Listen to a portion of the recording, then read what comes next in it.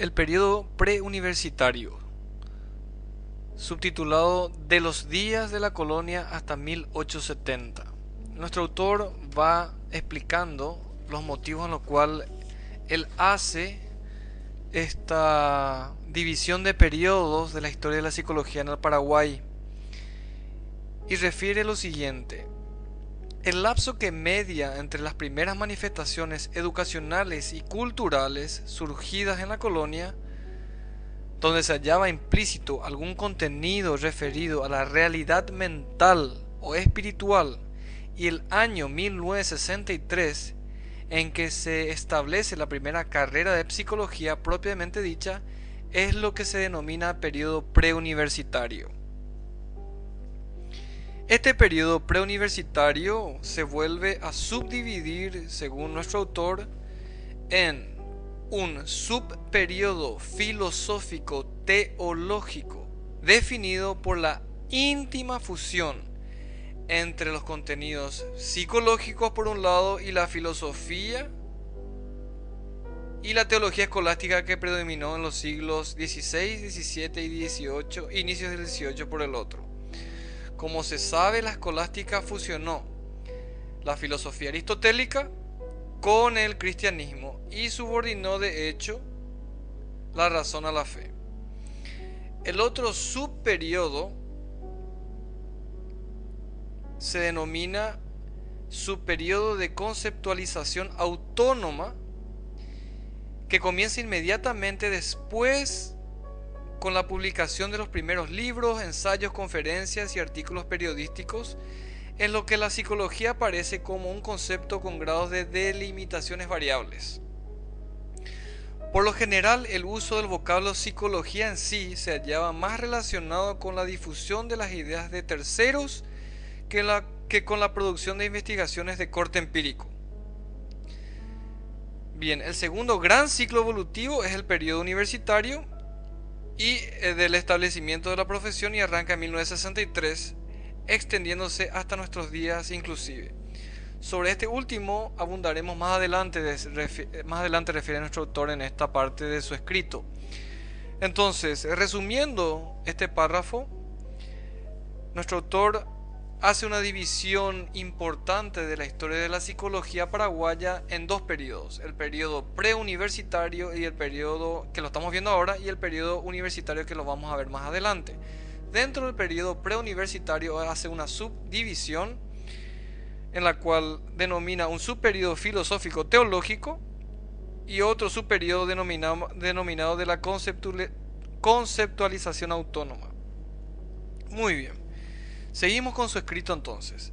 La determinación de cuáles conocimientos y especulaciones corresponde asignar una significación psicológica puede lograrse analizando los contenidos que se insertan en la producción cultural durante el tiempo de la dominación española, y en especial estimando el grado de difusión que alcanzaron estos conceptos en los planos de estudio utilizados tanto en los colegios de enseñanza media como en los seminarios teológicos.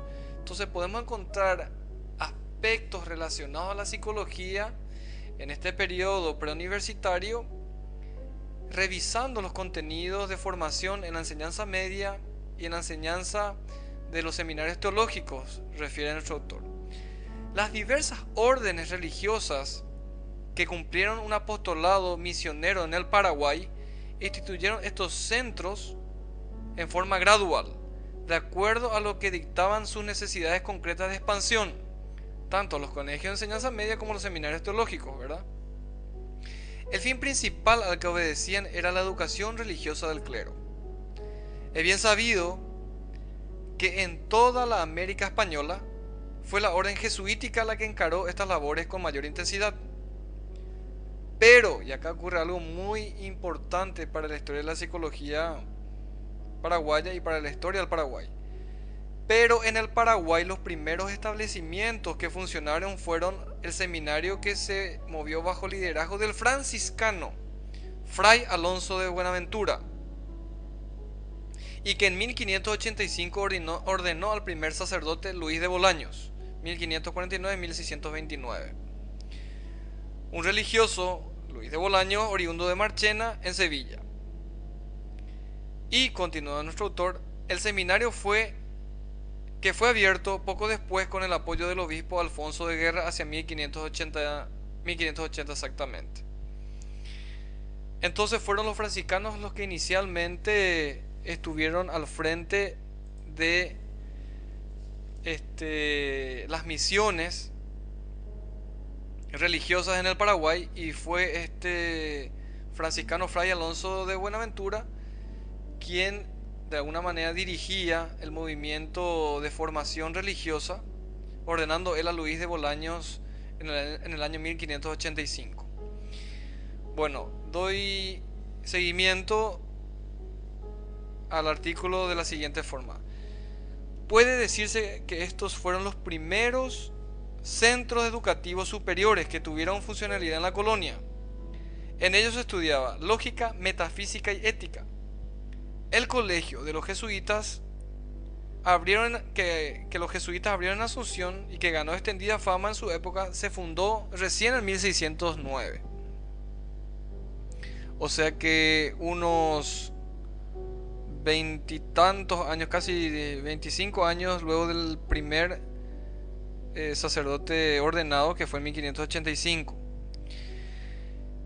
Llegó a disponer esta institución con una de las más abundantes bibliotecas de su tiempo.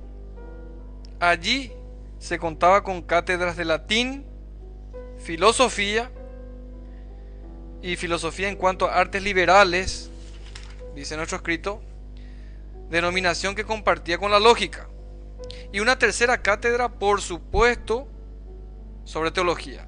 Las áreas de estudio se completaban con arte, gramática, escolástica y moral. Los jesuitas no concedieron pausas a su proficua labor educacional y sus aulas continuaron aumentando en número. Hacia 1680 existían cátedras de filosofía, dogma y moral.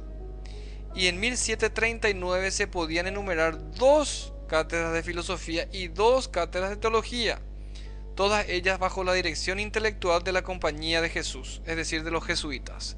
En todo este periodo del siglo XVII y XVIII, entonces había una expansión importante de la formación religiosa en el Paraguay, y es muestra de esta expansión la cantidad de cátedras que se iban abriendo para la formación de los religiosos.